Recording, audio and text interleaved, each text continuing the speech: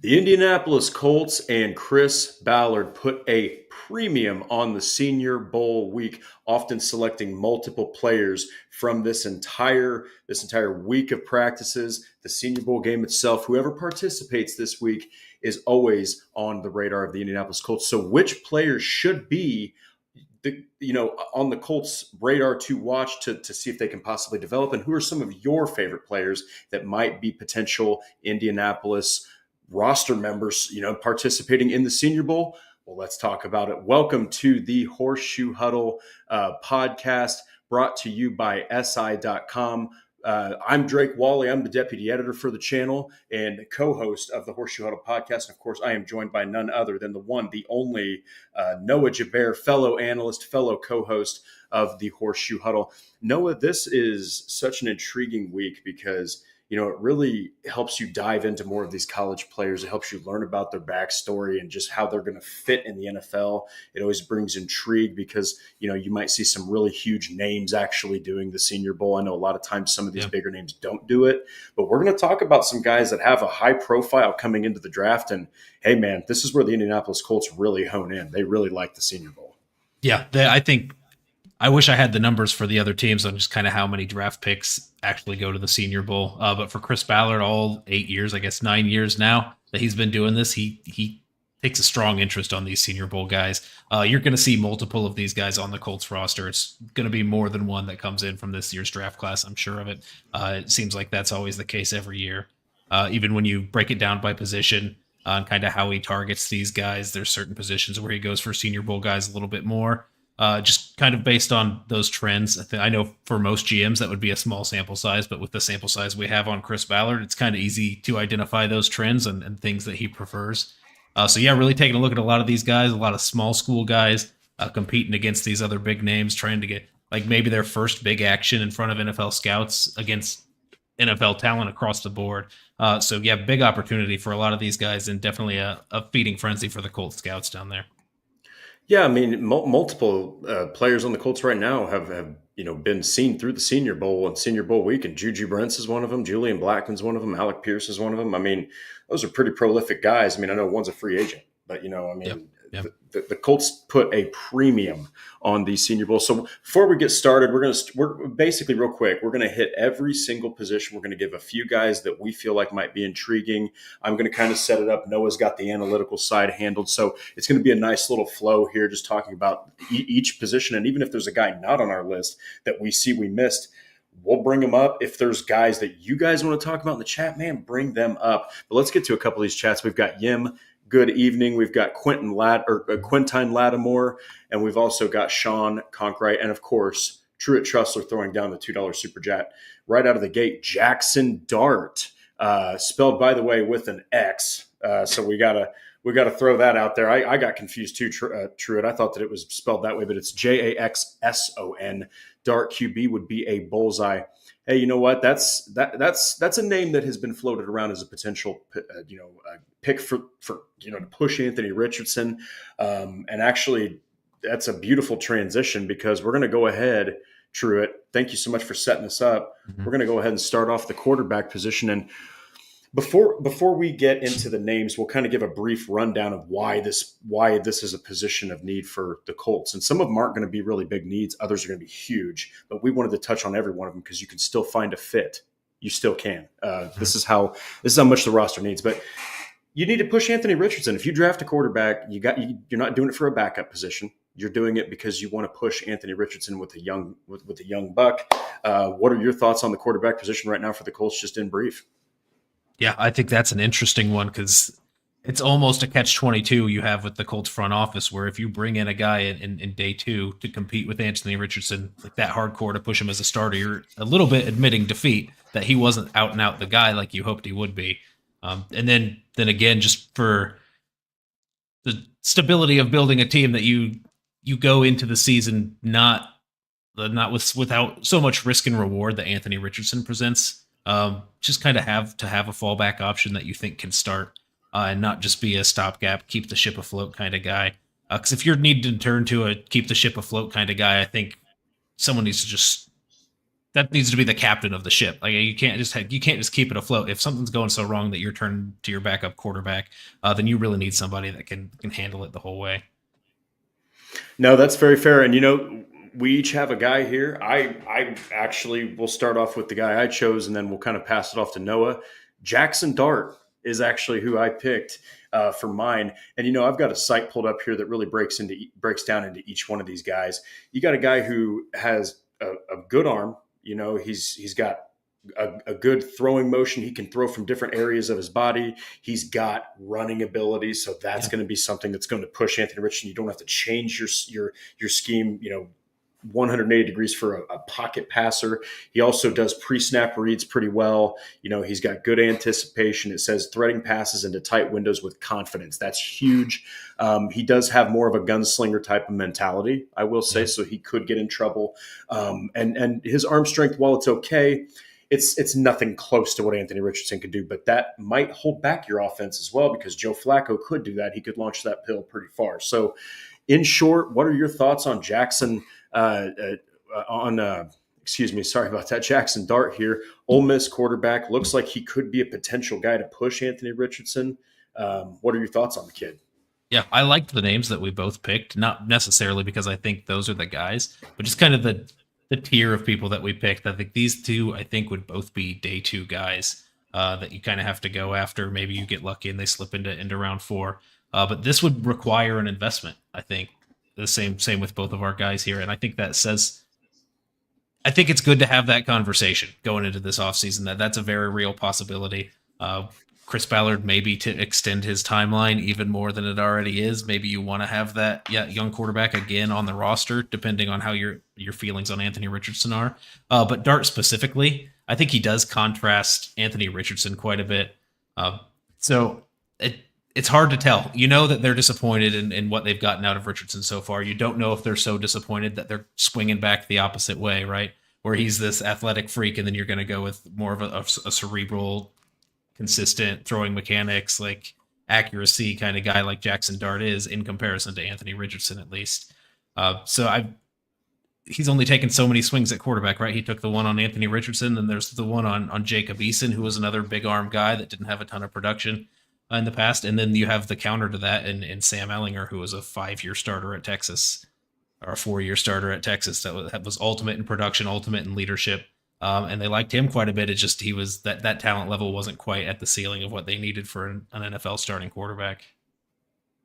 Yeah, and in this case, you're really making sure that you're I mean, you might have to have a couple of investments here, right? Yeah. You've got Richardson, and then if you hypothetically have Dart, well, yeah, you've got a couple of investments, but boy, oh boy, one of those investments is probably they're going to rise above the other. All right, through that competition, you're going to at least get an idea on where the other is, and then you could probably pivot from there. Of course, they're going to both be on rookie contracts, so you could probably make that work somehow. But I want to get to yours that you picked, because this is a guy whose name is incredibly recent, incredibly relevant.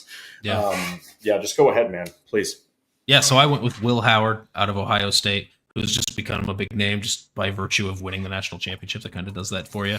That's right. So, something that I was just thinking of, like just thinking back to the press conference that Chris Ballard had at the end of the season, where he stressed competition. If you're adding a quarterback here, I don't think you can go into it, pick Riley Leonard in round 5 and say that's the competition we were actually looking for. I think it's either not a swing at all at quarterback, or it's a big swing on day 2. Not going to be day 1. You're not going to go after Jalen Milroe. You're not going to go after trade up for any of those big names. But these are the guys that are going to be sitting there in round 2 and 3 that you might have a shot at. Will Howard kind of focuses more on that long-term starter, lots of production. Chris Ballard likes these guys who transfer up in competition. You can't really transfer any further up than he did to Ohio State and then winning the national title. And then a Senior Bowl guy, maybe just kind of getting some more experience in that quarterback room that you can hang your hat on instead of relying on just the traits of Anthony Richardson. Yeah, and something that we saw in that national title game is that the dude can move. He doesn't look like a quarterback that can move. He can move, and he also has a fastball. He's got a good arm. They got right here flashes anticipatory traits, hitting receivers out of breaks against zone coverage. So he dominates zone coverage. Yeah. And I do think that that's interesting, because they also have him as a 4th rounder. and that fits about that day 2 area, or excuse me, day 3 area, maybe early day 3. But at the end of the day, man, I think that both of these guys will push Richardson. And real quick, since it's the quarterbacks, I mean, some of these other guys, you got Dylan Gabriel from Oregon. Yeah. You've got Riley Leonard from Notre Dame. You have Jalen Milroe from Alabama, Tyler Show from Louisville. So the one that everyone's really, to a degree, kind of just losing their minds over is potentially Jalen Milroe. Yeah. There are more sure quarterbacks than Jalen Milroe. That I'm looking at right here that probably have a lot more of a stable floor. You're kind of looking at Anthony Richardson 2.0 in a sense. But we'll I wonder if that's kind of playing into the Colts' hands or the Colts' thoughts there, where they're looking for a floor more than they're looking for a ceiling. You already have the high ceiling guy. Depending on what percentage chance you think that works out, maybe that swings your decision one way or the other. But yeah, like Howard, a 6'4", 235-pound guy, he's going to test pretty well. I mean, he's a pretty good athlete. Maybe people aren't going to like hearing this name, but maybe like a Daniel Jones level athlete who wasn't a bad athlete, just didn't work out as a franchise guy. But I think if you're getting the kind of that tier of guy in the back there, while you still have Anthony Richardson taking that shot, I like that competition in the QB room, and I think QB is too valuable of a position to not spend those assets on it.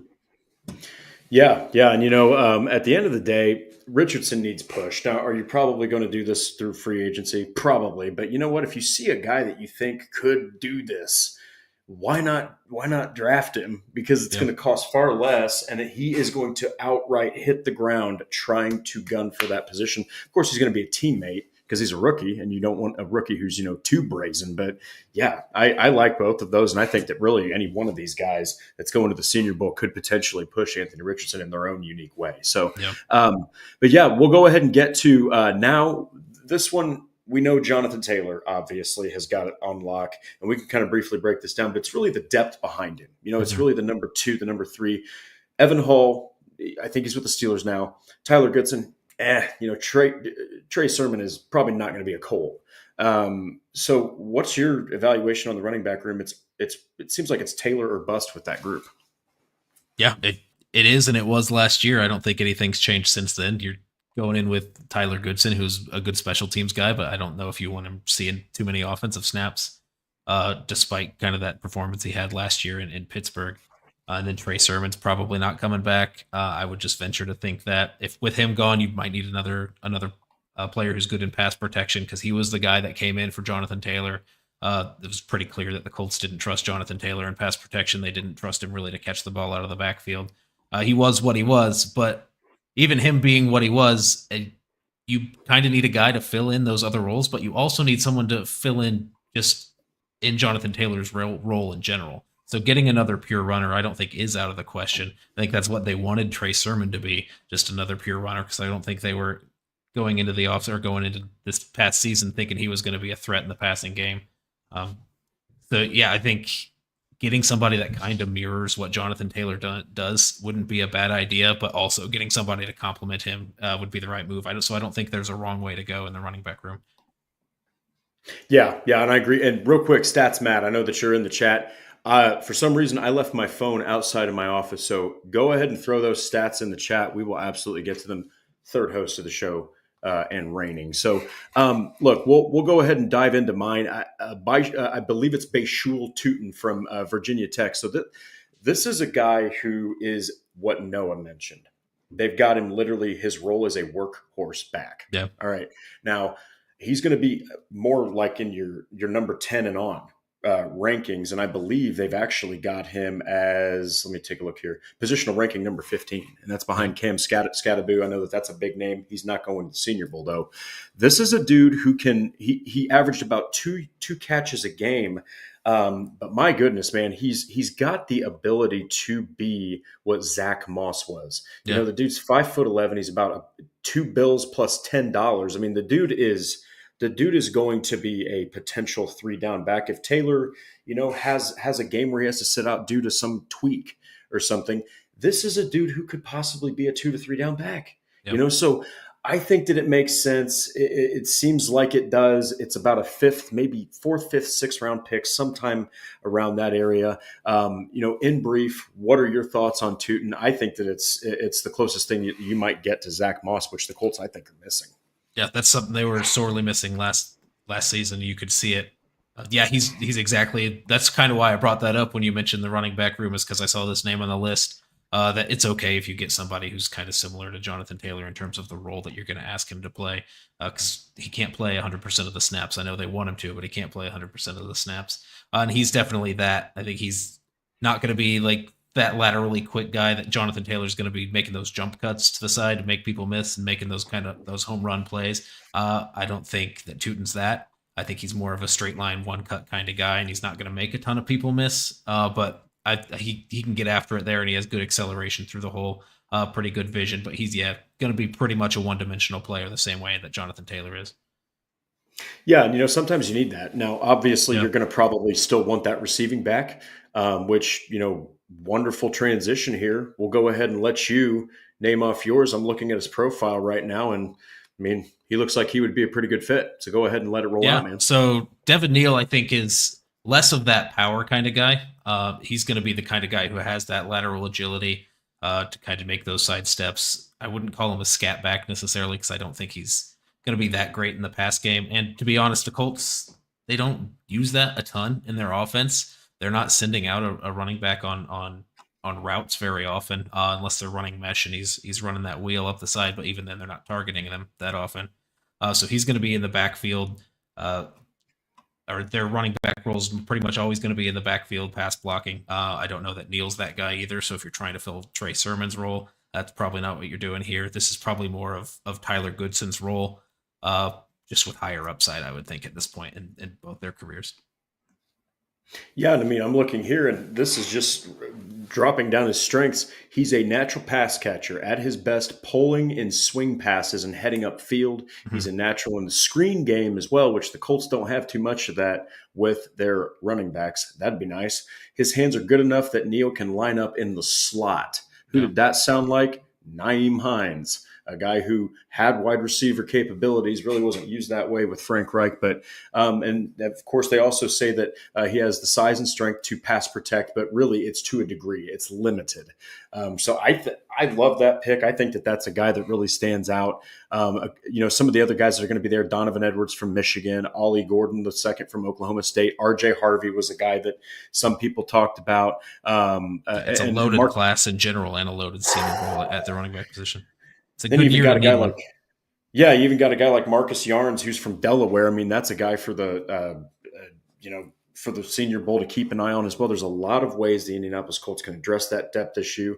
Again, you're questioning if one guy is really even deserving of a roster spot in Tyler Goodson, and then another guy's probably not going to be there in Trey Sermon. So really, you're Yeah. kind of looking at a room that's only guaranteed to have Jonathan Taylor. So, but yeah, Stats Matt got into the chat here, so we'll get to some of his because they're a little bit later. But thank you so much, Stats Matt. But we are going to go ahead and transition over to a position that might not be what people are talking about when we hear about the Colts and draft. Right?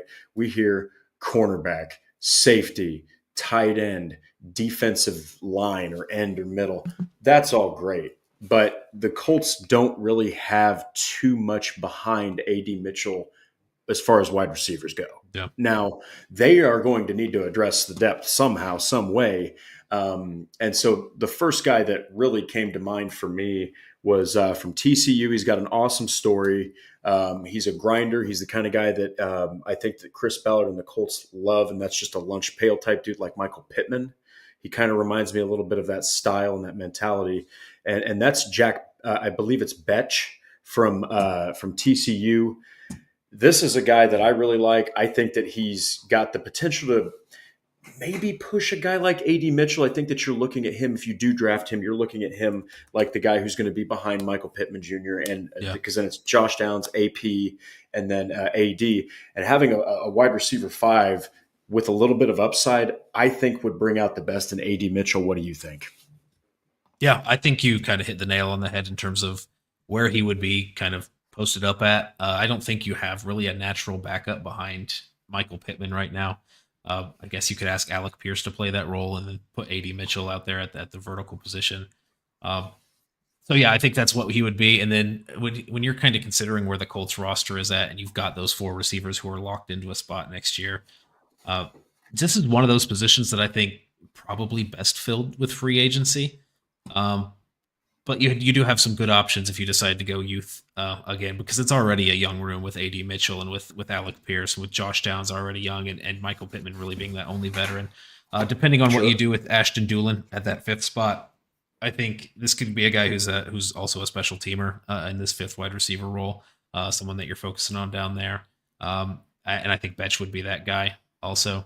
But yeah, I think my pick also when I went wide receiver, I was also thinking like who's going to be the backup to Michael Pittman because they just didn't have that kind of fit.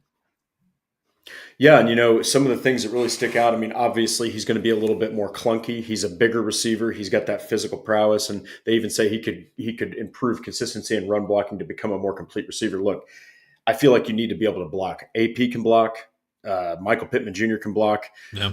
Jury's still out on AD Mitchell. Not really, Josh Downs isn't really much of a blocker because he is a smaller guy. He's more of your slot guy. But I mean, I think that's something that could be improved. But I mean, he's got soft hands, natural ball skills, excellent in contested catch situations. That's great. But then on the other end, he's got great body control. He's got savvy route running. This is a guy who you could put in multiple spots. He's about 6'2", 215. I think that, he's also got a knack for finding the sticks in crucial downs. The Colts had an issue with third down on defense, yes, but also it just seemed like at times they couldn't convert a third down. So I like that. I just like his mentality. It reminds me a lot of Michael Pittman Jr. But we'll go ahead and get on to yours. So this is a guy that comes from the Big Ten, I believe. And so another possible wide receiver 5. I think that any guy that they pick, if they do pick a guy from the Senior Bowl, probably a wide receiver 5, maybe even a wide receiver 6, given where they land day one, hitting the roster. But go ahead. Who's your wide receiver, Noah? Yeah, I'll get to it. I just wanted to comment or throw out a comment by Hustleman Jones talking about Anthony Gould. I didn't want to forget him because he's battling for wide receiver 5. I think that's up in the air. His value as a kick returner is good. And he's going to be like that backup slot behind Josh Downs. So this is, I think, another point for the kind of guys that we're picking here with Betch, is that we're picking guys that aren't going to be so much in the slot, guys that are going to be outside that primary backup behind Michael Pittman. Because if you're carrying 6, you've got Pierce and Mitchell, who kind of have been battling for that same spot and pushing each other, and essentially in the offense they play that role, and then Downs and Gould in the slot, and then it's just Michael Pittman out there at the Z spot. I think kind of just how their depth chart broke down last year. It was DJ Montgomery and Laquan Treadwell and those practice squad guys that were essentially the backups there. So this is where we would bring in the new blood there. But yeah, my pick, the receiver out in Illinois, Pat Bryant, touchdown freak. He had 10, I think, this past season. But yeah, he's going to be more of that physical guy, not so much your deep down the ball or down the field kind of threat. I think he was a little bit in college because he's his 6'3" frame and he could kind of outmuscle these college corners. So yeah, he was great down the field catching deep touchdowns. I don't necessarily think that's going to be his role going forward because his deep speed's not that great. But just in the sense that Michael Pittman can be a threat down the field, making those contested catches without burning people, I think Bryant's kind of in that same mold. I think his route running is going to be a little bit more limited than what you get with Pittman, where Pittman can run short and intermediate, has a really fleshed out route tree at this point in his career. I think Bryant's going to be a little bit more raw in that sense, going to get a little bit less separation. But if you can rely on him making those physical catches in traffic, then he can kind of be that guy that fills in that role and kind of grows in that spot behind Pittman. So yeah, the way that they're breaking down, I always like to start with the weaknesses. Lean frame can lead to steering off his path against physical coverage. Needs to add functional strength to maintain routes. So he's a little bit more lanky than probably a guy like Reggie Wayne would want him to be, given his skill set. Look, bud, the NFL, there's defensive backs that are about 4 or 5 inches shorter than you that could knock you on your ass right now with your college frame. That's pretty much what they would say. And he's got to use more. He's got to get more consistency using his hands to defeat press coverage. But listen to some of these strengths: masterful at manipulating leverage against defensive backs, showing advanced understanding of how to set up breaks and create separation through route stems. And he's devastating, is what they say, on boundary routes where he can work the sideline, displaying elite awareness and toe tap ability that will translate immediately to Sundays. So this is a guy that I think if you put on some game day weight a little bit, bulk up, just work with a guy like Reggie Wayne, I really, and then you got a guy like Alec Pierce, who's arguably one of the best at this dude's Yeah. type of receiver in the NFL. That is something that would be very interesting. I like it. I think that that's a guy that could really stand out. And then, of course, one more thing that's really cool is shows real savvy working back to the quarterback when the play breaks down, and he understands how to find the soft spots against zone coverage. Anthony Richardson is a guy who, when he gets out of the pocket, he's probably going to be looking for a big play.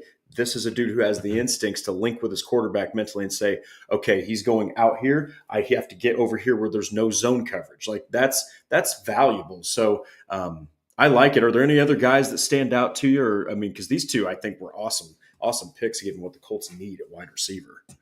Gosh, I mean, there's some smaller frame guys that I thought might be, but I don't think that necessarily fit the Colts roster and what the mold was going for. I always kind of look at small school guys like Jamal Pritchett out of South Alabama, just because I think Chris Ballard has a tendency to.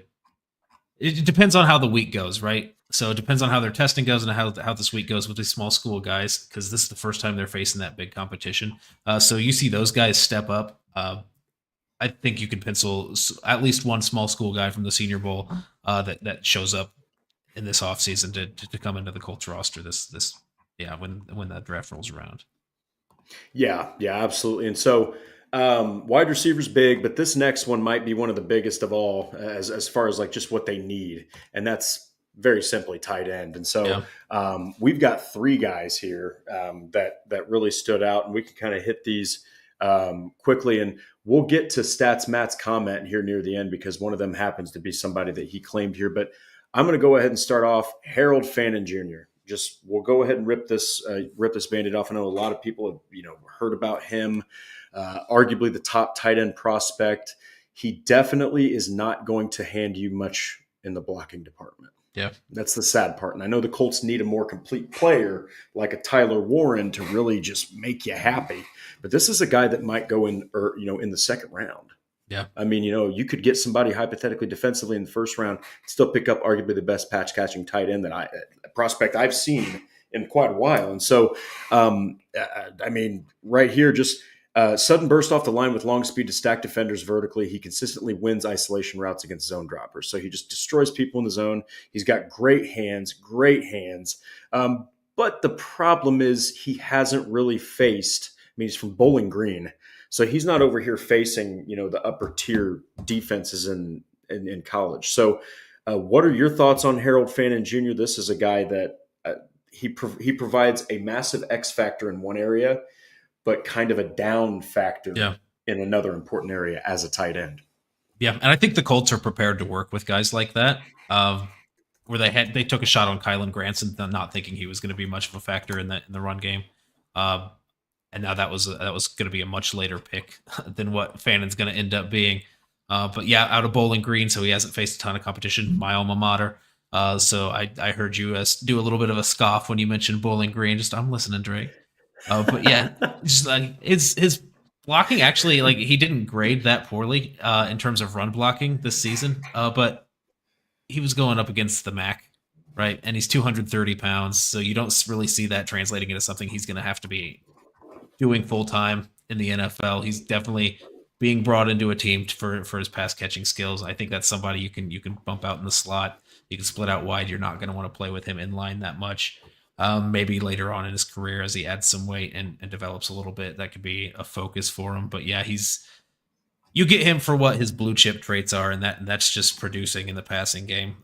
Another guy, Pat Bryant, I mentioned, had 10 touchdowns. Fannin had 9, 1,300 yards this past season for Bowling Green, which is ridiculous for how short the college season is compared to the NFL. Just those numbers that he's putting up. That's somebody that the offense just ran through him. So excited to see him in the Senior Bowl go up against some higher competition. Again, I mentioned earlier with a couple other people that Chris Ballard likes these small school guys, seeing how they compete. This could be one at a position of need. Colts desperately needed some more production from the passing game last year.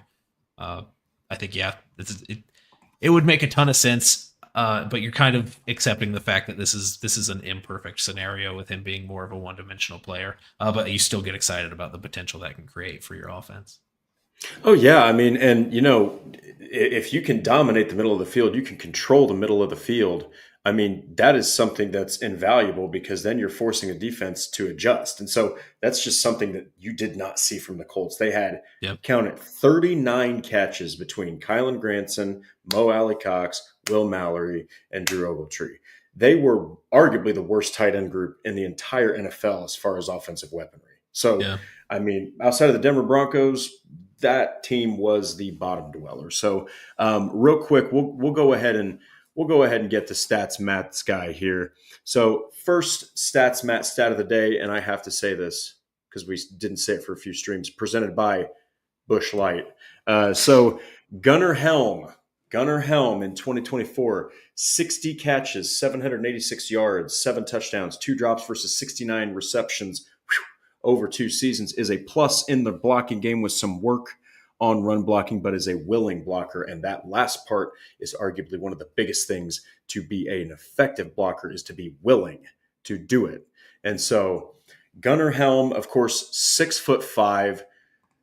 I think he's, let's see. Yeah, he's 6'5". He's 238 pounds. I mean, this is a dude who probably could put on some weight, but he clearly has the closest traits I've seen to Jack Doyle.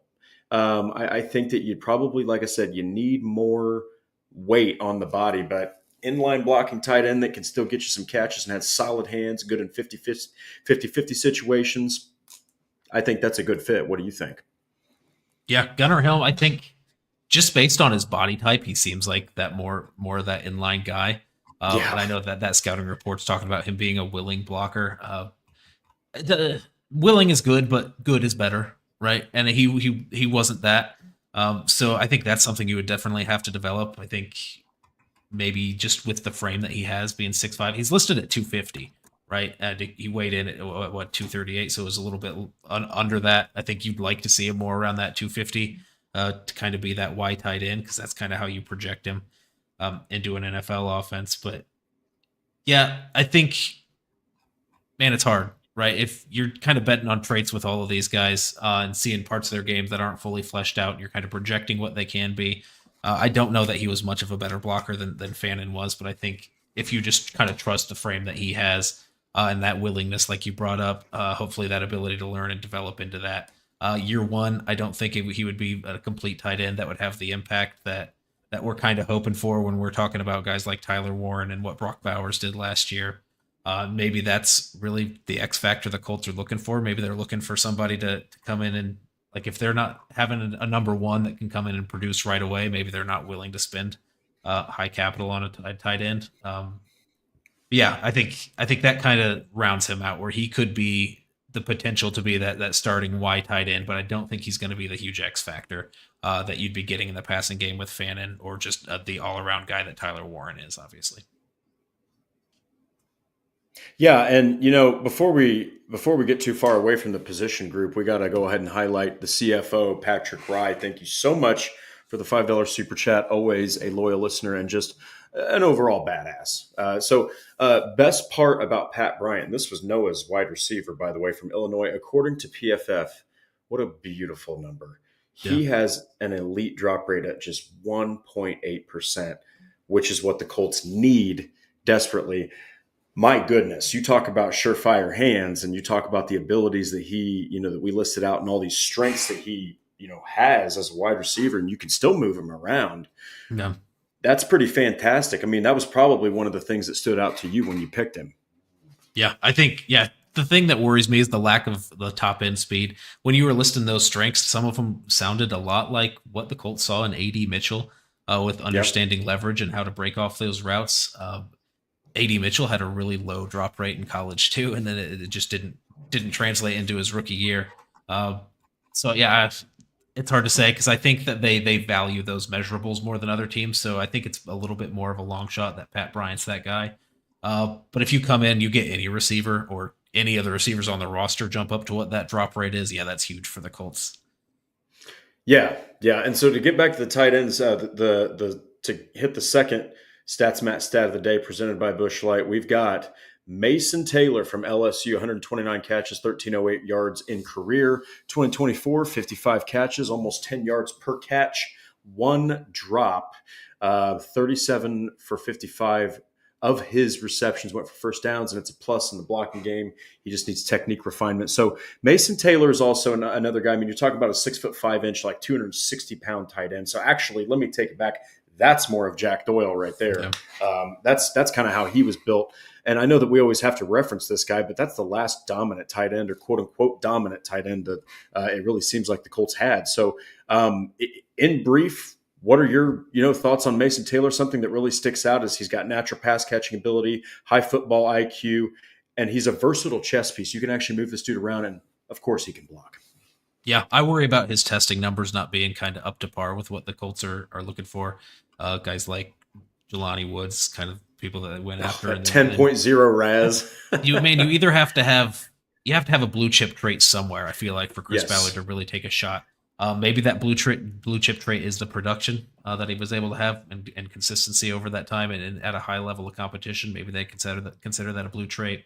But yeah, I don't necessarily think any of the other things are going to be blue trait. He would be more of that balanced tight end that can do everything, which the Colts also need. So I wouldn't be mad about that either. No, not at all. Not at all. So one of the last guys here is actually just an absolute unit from UCLA. And I hope I don't screw up his name drastically, but I believe it's Maliki Matavo. One of the I'm hoping it's one of those two, but this is a guy who comes from UCLA, and he stands absolutely towering. I mean, the guy is pretty much about 6'6". He presents more of a threat, I believe, in the blocking game than anything else. But this is a guy that I think could potentially be a tight end.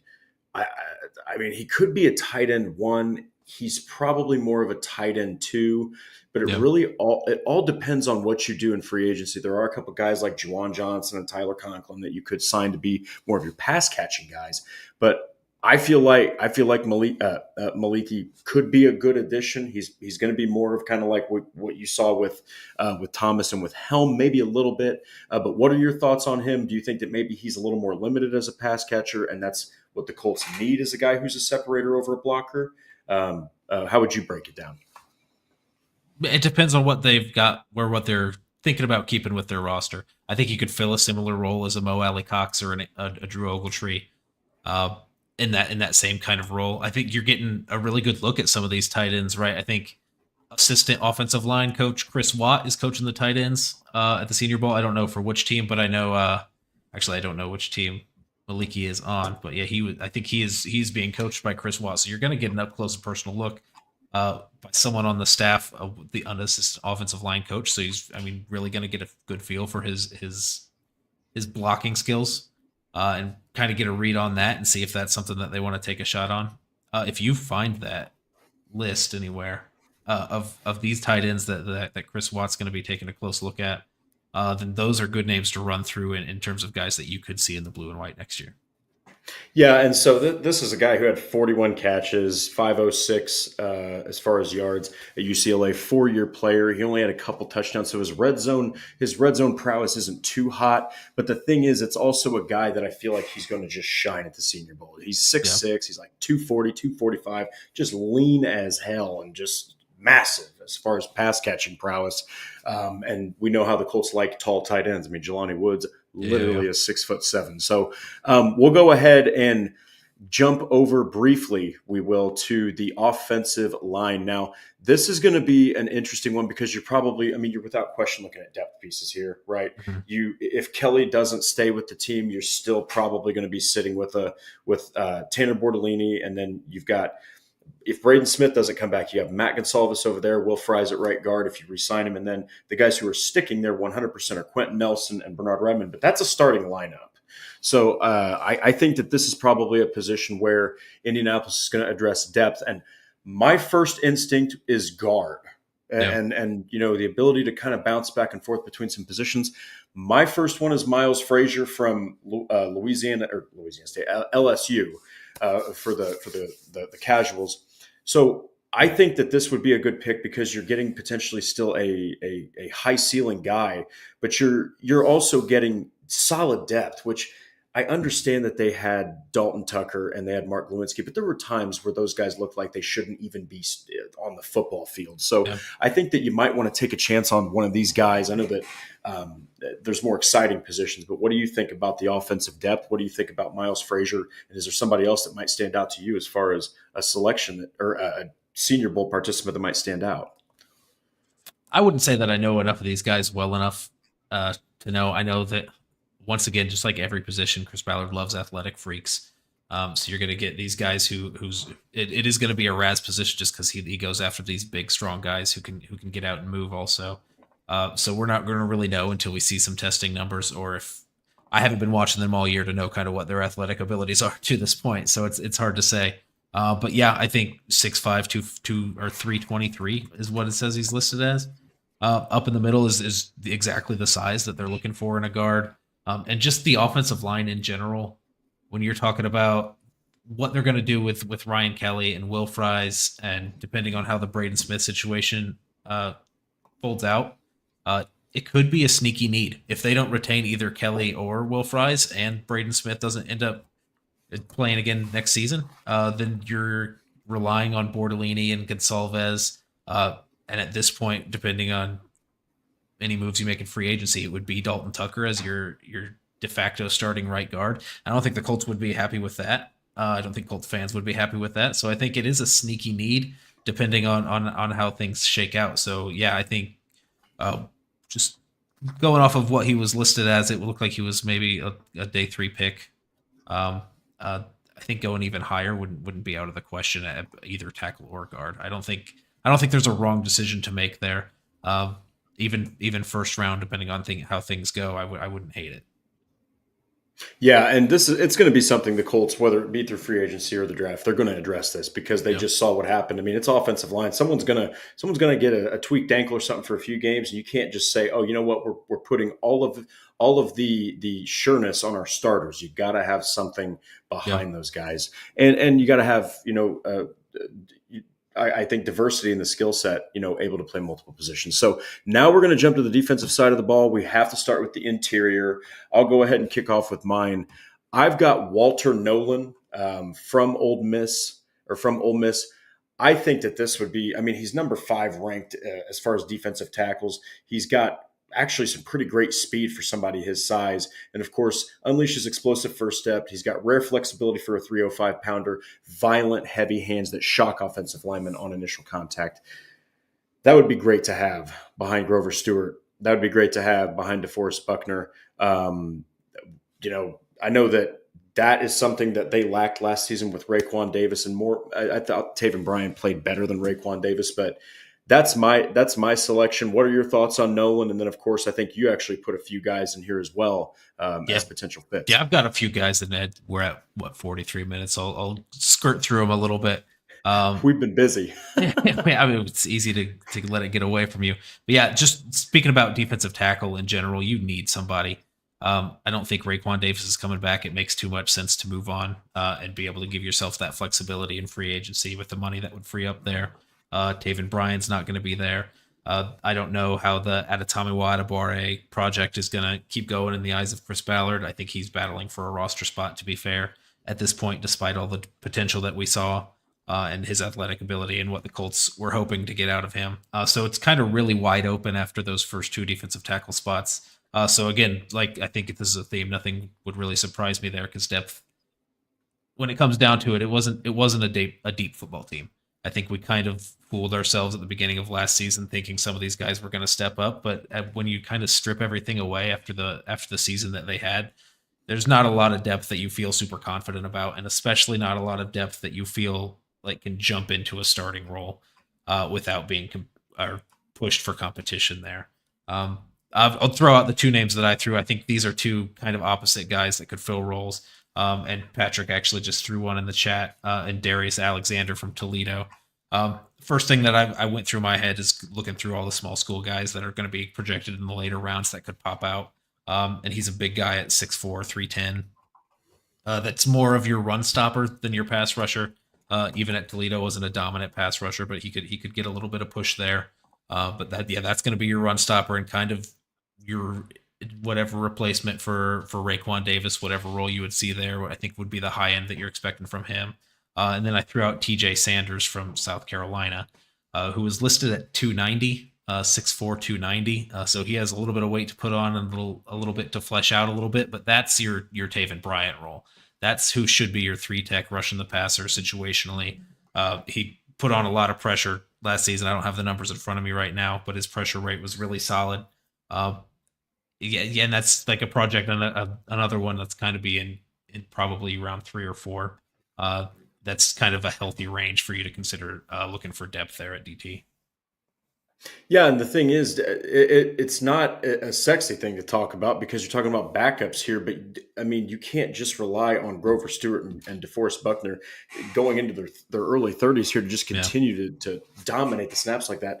But I absolutely think that they're going to have to address this one way or another. And I think they're going to I think they're going to do it through the draft, and it's very, very possible that it happens because they saw something at the Senior Bowl between one of those two. And those, I think those are better fits than even mine, because I think that I think there's a chance that you could see an earlier round selection on a defensive tackle for my selection, whereas it might be a little bit more of a day 2 situation. And they love drafting defensive linemen, so it. Oh, yes. Don't be surprised. There's probably going to be 2. I wouldn't even be surprised if it's a D tackle and a defensive end. But speaking of the defensive line, just to kind of go through it here. So yeah, we've got next defensive edge. Now, mine is Michigan's Josiah Stewart. I think that you're looking at a modern. He's pretty much a modern approach from the defensive edge. He's probably going to be a little bit less threatening in the run game, but this is a guy who has incredible athleticism. They say prototypical size and athleticism for a modern NFL edge rusher, excellent speed and agility, versatile pass rush arsenal, including effective rip, swim, and cross-chop technique, keeping offensive linemen off balance. But of course, he may face challenges against more powerful offensive tackles in the run game. I like this pick because it's probably a mid-second rounder. Let's say that you go with Tyler Warren or you go with Colston Love or whatever you do in the first round. This, if you really want to go higher picks to address your defensive edge depth, which more than likely they think the Colts are pretty set there. But if they really want to take a shot, I like this guy. What are your thoughts? Yeah, I worry a little bit about his length. What he was listed around 6'1". Maybe that's like your Nolan Smith kind of guy. Kind of edge rusher. I mean, you'd love to have that. Obviously, that's thinking really optimistically and really top end. And Lou Anarumo, I don't think he's had a guy kind of that small on the edge because they're a little bit more compact the way that his ends play. But who knows? I mean, this is a new team with a new roster, and I think you could definitely find a use for a situational pass rusher like that, which is what I think that's what his role would be. But the other name that you threw down here, I actually find a little bit more interesting, just in terms of the raw production that he had this past season with 16 sacks, and once again, what's a shortened college season compared to the NFL. And I'm going to say this a lot, is just the small school guys at the Senior Bowl, kind of seeing how this week is so key for what their draft stock's going to be like. But him coming out, Mike Green coming out of Marshall, I actually don't know if I said his name. Mike Green coming out of Marshall, I think, is more that prototypical size on the edge that you're going to look for in kind of this base 4-3 scheme. So yeah, I think that would be a big one. Yeah, and I mean, this is a guy who I love the Marshall Thundering Herd story, just the whole history of their school. And like, the guy has a 40 time of 4.57 seconds. He's going to have all that athleticism and speed. He's a solid run defender. I mean, his comparisons, similarity level, David Ojabo, 92%, Kwity Paye, anybody, 91%, Jared Verse, 86%. I think Jared Verse and Braden Fisk both had absolutely elite rookie seasons. So those are good comps right there. Defensive edge is probably, full disclosure, everybody, probably not a priority for the Colts. I mean, right, if they re-sign Dio Dangbo, they're probably going to maybe spend a day 3 selection because you do have your starters are Paye and they are Laiatu Latu, and you want to develop Latu. You don't want to push him too much. He's going to push himself enough. He has to do better than his rookie season. So the next one here, we'll kind of jump into the most important ones are the secondary, but I do want to touch on these because you had a really great one, and I want you to start off at linebacker here. So Jeffrey Bassa from Oregon. We saw plenty of him having just utter success. And I know that the college playoffs didn't exactly go Oregon's way, but this is a guy that, depending on what happens with DJ Speed, very likely he's not retained. Mhm. This is a guy you could potentially put in as maybe an LB3 on your depth chart. I know that each linebacker has a different, role. But man, I really like this one. What are your thoughts? What made you gravitate towards Jeffrey Bassa here? Yeah, so kind of looking at, I think both of ours fit here is just these modern linebackers that can kind of be good in pass coverage, be good stopping the run. I think both are going to be important with the situation that you're in with your linebacker room with EJ Speed probably moving on. Zaire Franklin, depending on how you feel about him. Next year, you have an out in the contract where you can get out and save quite a bit of money if you feel like you're not getting kind of what you're paying for in that sense, and you want to revamp. And really, kind of everything's up in the air with a new defensive coordinator coming in, right? I think Zaire Franklin was one of those guys that we highlighted could like benefit from switching schemes here with Lou Anarumo. Sure. But it's also possible it could swing the other way, and he might not gel with what they're doing over there. So yeah, this guy Jeffrey Bassa out of Oregon, I think he's going to go a lot higher than he's being talked about right now. Just because he's going to be a guy that's going to test really well, 6'2", 235, really good size at linebacker. He's not going to be like your 250-pound linebackers of the early 2000s, but he's today's modern NFL linebacker, and he's going to be consistent in the run game. He was consistent in the passing game, so I think that's kind of a fit that you're looking for there. I love it. I like pass coverage. I like a linebacker that can cover the pass. Demetrius Knight Jr. That's mine. I like the fact that he's got 6 years across 3 programs. That's pretty crazy. Yeah. But he found his home, and he found his best football there in South Carolina. And of course, this is a guy that, I don't want to say this, but he can do everything, and there's not many weaknesses. That's a short version. He can pass cover. He can run. He play run defense. The guy even can be used in blitz packages. He's a surefire tackler. Going to be a late day 2 or a late round 2 pick, depending on how the Colts want to approach this situation at linebacker, safety, cornerback. Definitely more important. But man, don't be surprised if the Colts use a 2nd or 3rd round pick on a linebacker. I mean, they really do. If they let EJ Speed go and they don't have plans of keeping EJ Speed, I think that one of these 2 guys are very realistic options. You know what I mean? Yeah. Yeah. And you want to give your new defensive coordinator the pieces, right? If he's not happy with, depends on how the evaluations with the guys on the roster go. If he sees Jalen Carlisle as more of like, I don't really love his run fit, or like whatever he seems to think, like he can cover out of the back, but I don't want to rely on him down to down in the run game. Then yeah, I think it's not out of the question at all for them to go linebacker in the 2nd or 3rd. Yeah. Now these last 2, and we might not even. I mean, we could probably get to Colts news and rumors, but these last 2 are huge. Cornerback, absolutely massive. We actually have to take a couple minutes anyway here to talk about this. Mine that I selected here, I believe it's Azariah Thomas. I think that's how you say it. It's a little bit of a difficult pronunciation, but this is a guy that a lot of people think could fit the Colts right out of the gate. I mean, he's going to be, you're looking at here 6'2", about 200 pounds, probably could put on a little bit of weight, but that he's got your lankiness kind of Juju Brents, but it's really interesting. Similarity level, you've got number 3, Jalen Jones from Texas A&M. So you're talking about a guy who is going to be probably outside. He's probably going to be more press coverage. This isn't a guy who's going to burn you. He runs about a 4.50 40, kind of similar to Juju Brents and Jalen Jones. Look, I think that if you draft a guy like this, you're saying, Juju, you got to make it happen. Yeah, this is an outside corner through and through. Just the way the room is laid out, you need competition there. You need competition for a starting role. You don't necessarily just need competition for depth. So free agency is going to kind of determine all this. Man, you look back at the draft last year and how Quinyon Mitchell and Cooper DeJean played for the Eagles, and you like Latu and what he brings, but man, it would be nice to have somebody like that on the outside that you feel like you could count on to be your number 1 corner going forward. Up over there on the outside, and I think spending a pick this high would be the way to go. Unlike our free agent fits that we were going through, we found a few good fits here. But in the draft, I mean, you're finding these guys with length who are going to excel in man coverage.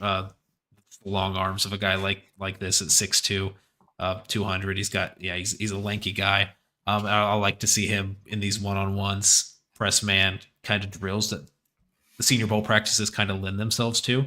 I think maybe you'll get a little bit more out of these Senior Bowl practices when you're looking at corners than you would usually, just because of how much zone and just deep cover three that you played last year in Gus Bradley's scheme.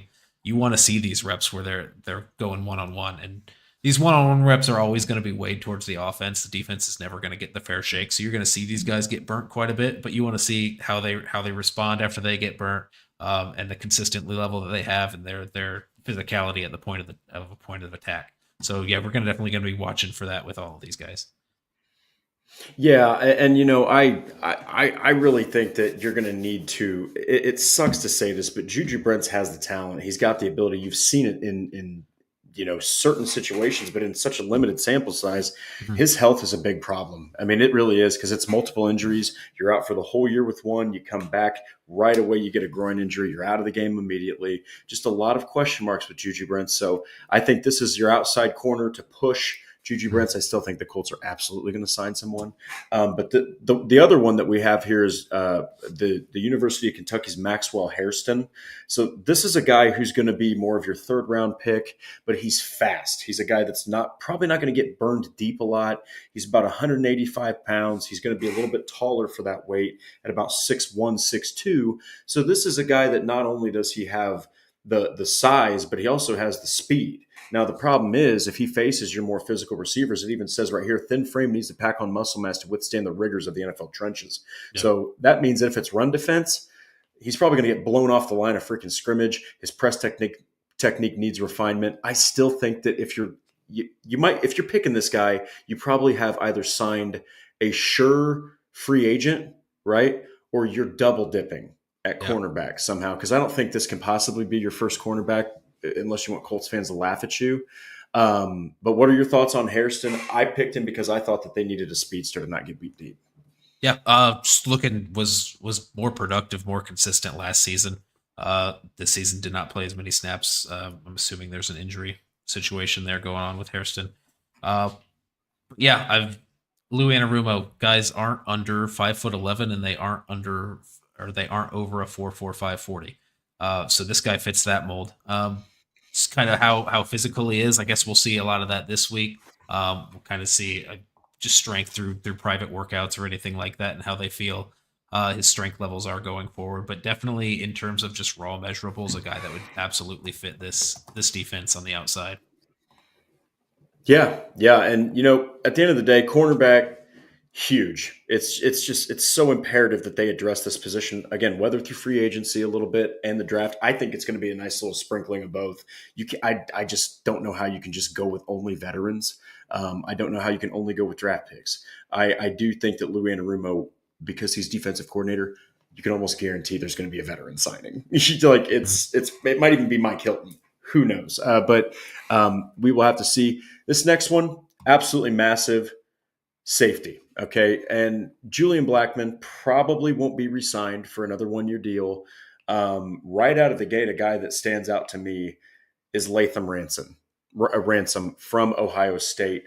I think that he's got the size. I think that he's got the abilities. He's going to be more of a third-round selection. I think that if the Colts don't take a safety in round one, you're probably going to see one taken pretty quickly after. There also are some safeties that you could sign in free agency. Maybe you still bring in a guy like Ransom, but some of his physically imposing safety with excellent length and strength, capable of playing at all three levels of the defense, coverage, right in the box, and of course blitzing. He can handle all that. He's an exceptional run defender. You have to have that in an Anarumo defense. I mean, it's all about the safeties. It's predicated on what the defensive backs can and cannot do. And generally, he lives and dies by the skill of his defensive secondary, but he also can appear heavy-footed and lacking elite burst to change direction quickly.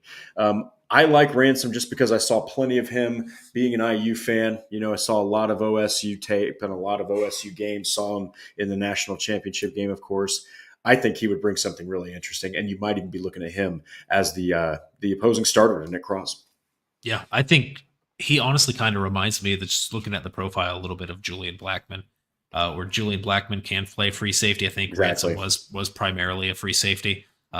So maybe he has that speed and that range that you're looking for in the single high defense that Anarumo runs a lot. But I think he's also, yeah, a great run defender and can step up and be that strong safety. With Nick Cross in the lineup, I don't know if that's necessarily what you're looking for. So you're kind of more hoping that he can be that rangy free safety kind of guy. But he reminds me, I think, when we went over these internal free agents and I was talking about Blackman being someone who maybe might fit, and it wouldn't be the worst thing if they brought him back. But you maybe need to move on just because you need some turnover. You can't return 10 of 11 starters on this defense. You have to have turnover somewhere. Maybe turning this over and getting some guy someone with a similar skill set and Ransom is the right move. Yeah. Ransom's a good one. Now, I do have to let you get to yours because I think that your selection is a really good one. Small school guy. One of my favorite small schools actually is Toledo. So go ahead and throw yours out there real quick. Yeah, I put two Toledo guys on here. This one's Maxon Hook. He'll probably be third or fourth. Um, he's going to be a core special teams guy. I don't think he's going to be your starter. He's definitely not going to be your starter at that free safety spot. But I think that's more insurance for Nick Cross and competition for Nick Cross, to not let him kind of get complacent, as the buzzword was going around during these press conferences and those exit interviews, to actually provide competition at that spot and not just kind of go into the next season assuming you've won your job, you've got the job. So I think Hook would be this guy, that could battle for that strong safety spot and even come down in some sub packages, if they don't have the people at linebacker that they want in pass coverage, to maybe run those dime sets or big nickel where they've got an extra safety instead of an extra corner in there. He could be that kind of guy. Yeah. And before we do wrap up the show, we do have to hit, because I completely whiffed on these, but since we're already talking about the secondary, so another stat of the day: Darian Porter from Iowa State, 6'2", projected 4.340. 2024, he had a 92 or a 90.2 coverage grade, seventh best, a 6.8 passer rating, 5 receptions, on 17 targets, 70 allowed reception yards, 3 picks, 4 career blocked punts. That's actually a guy I was so close to putting on the list. I just felt like maybe there would be better fits, but that's a freak athlete. That's a hustler to the football. And then the other stat of the day for the safety is, this is another one that I really, really came close to putting on the list, just didn't. But so it's a 2-part for Andrew Mabuka. First season as a true deep safety at Clemson. He split time at slot cornerback, so he's got variety. In his career snap count was 943 at free safety, 357 at strong safety, and 697 at slot cornerback. And then the second part is, at Texas, 508 of his free safety snaps, he recorded 5 picks, 6 pass breakups, 74 yards on 23 targets. That's like 3 yards per catch, 89.7 coverage grade, projected 4.3, 4.4 second 40-yard dash.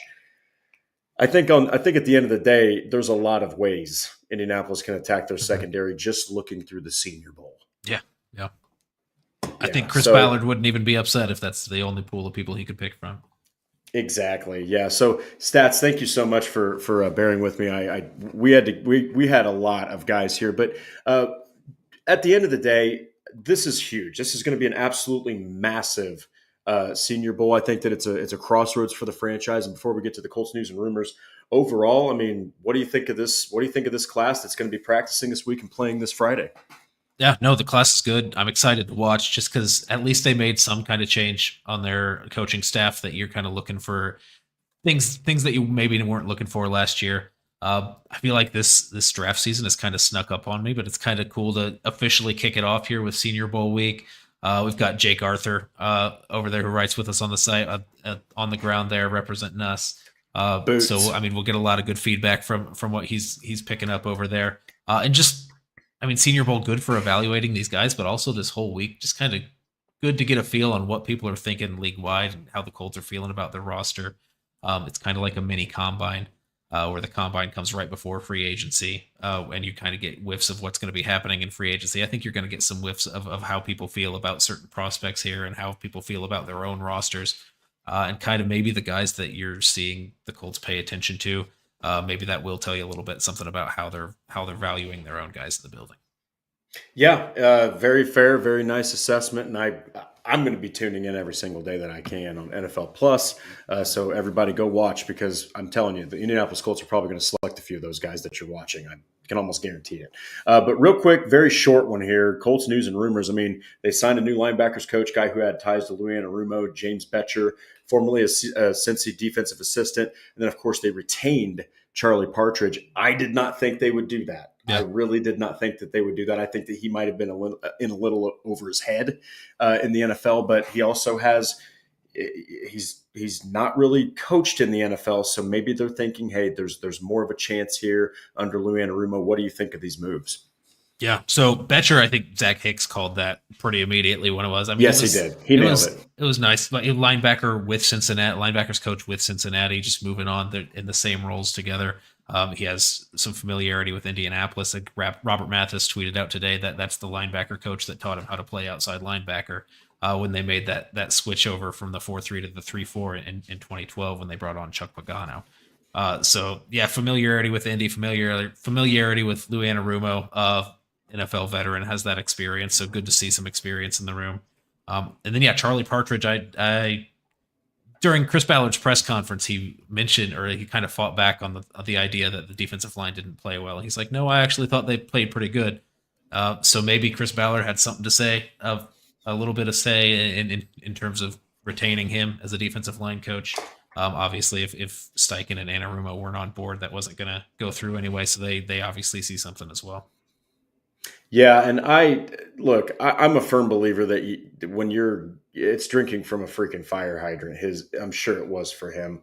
And you had Leatu Latu playing more snaps than they wanted him to. Samson Ebukam goes down. There was some issues going on with injuries, and just the game plan that they had for Latu didn't go the way that they wanted to the first half of the season. Now he did start to pick it up, still forced 3 fumbles, but we got to wrap this up. Holy cow, it is an hour and 6 minutes. That's our show, everybody. Thank you so much for joining in. And we do have to give a couple of shout outs here to our super chats. Truett Trussler, Patrick Rye, thank you so much. And then just the countless people like NFL Nerd Stats Matt, Steve Keown, Patrick again, Unboxing Bros, Sarah Small. Thank you so much, Sarah, for joining. It's good to see you. Dylan Verano, Carl Strauss. I mean, my goodness. Hustleman Jones, of course. Can't forget you, Spooks Hill Joe. Thank you so much, guys. And if I'm missing anyone, please forgive me. We had so many people in the chat. But in short, it's going to be awesome. But if you want to keep up with us, like Horseshoe Huddle on Facebook, follow Indianapolis Colts on SI.com, subscribe to Horseshoe Huddle on YouTube, click the bell to turn on notifications. If you want to listen to us, subscribe on Apple, Spotify, wherever you listen to podcasts. Follow me at DWalsterDrake on X. You can follow the one and only Noah Gebert. The one and only Noah Gebert at Noah Gebert on X. And you know what, guys? We're actually going to be talking about something pretty interesting on Thursday. Go ahead and tell them, Noah. Gosh, yeah. So we're kind of in a situation where we're going to do the live stream during an event that was going to be happening, where we're kicking off draft season with the Senior Bowl, as my dog Rooney wants to get involved in the podcast tonight. But we're kicking off draft season with Senior Bowl, talking about that tonight. The Shrine Bowl's going on while we're recording our live show on Thursday. So we're kind of going to be doing a watch along of the first half of the Shrine Bowl on Thursday, and just doing some Q&A with you guys. So definitely, if you just want to make your opinions heard, you got some questions, or you just want to tell us what you guys think. Yeah, for what guys we're watching out for in the Shrine Bowl, what we're watching out for in the Senior Bowl that's going to be happening on Saturday. Any draft thoughts, any general Colts related thoughts? Yeah, we want to hear them. We want to talk about them. So definitely join the chat there.